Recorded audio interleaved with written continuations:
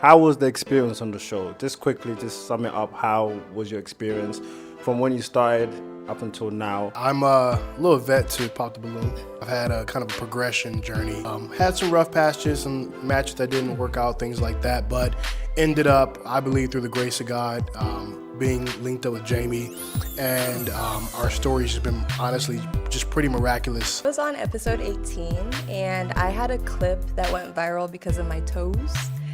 And my experience is like the world is making fun of my feet. But I feel like God works in such funny ways, because if that clip hadn't gone viral, then I don't know if he would have seen me and reached out to me, and we wouldn't have been here. So, thank God for my toes hanging off my feet. Let's take a look at their story.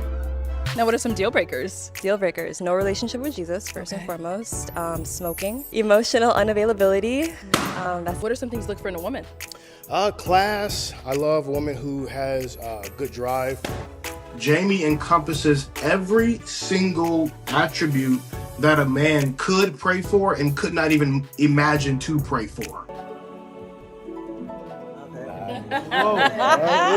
Jamie, how was it for you when you were watching Jason's episodes back? Followed him on Instagram. I went all the way back to like 2021, 2022. I said, he gonna know that I'm interested. I'm gonna like those pictures, and he gonna know. Waited for him to DM me. He never DM'd me, so I was like, forget him. Yeah, so he ended up DMing me like later on, but initially I don't know what was going on. What was going on? I reached out to her and I was like, my first message I ever said to her, I said, you should have been on my episode, because if you were, we would have matched.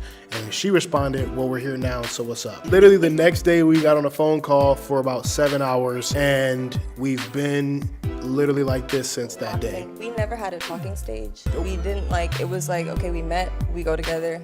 You agree? All right, cool. I'm so happy that God brought him to me. I always say that he's my gift. I didn't ask God for a man or my whatever. I wanted my husband for my birthday last year. And I literally met him a month before my birthday. Wow. So I always call him my gift. Praise the Lord. My reward. It doesn't matter what happens. We're locked in. For sure. One of the best pieces of advice that I got from one of my mentors was, if you feel like there's something that you want to change in the other person, take a look at yourself too. Maybe there's something that God wants to change in you, or there's something that God wants to reveal in you. Don't focus on trying to change the person, because number one, you can't do that. And I think that's also an important reason to have God in your relationship, because God is the only one that's going to convict. You can only influence.